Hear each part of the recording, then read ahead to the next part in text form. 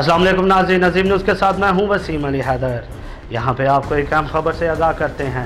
कसूर डोवाला के करीब डाकुओं ने निजी कंपनी की गाड़ी पर फायरिंग कर एक शख्स को शदीद जख्मी कर दिया।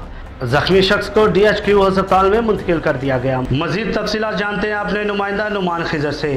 जी नुमान, क्या तफसीलात है आपके पास?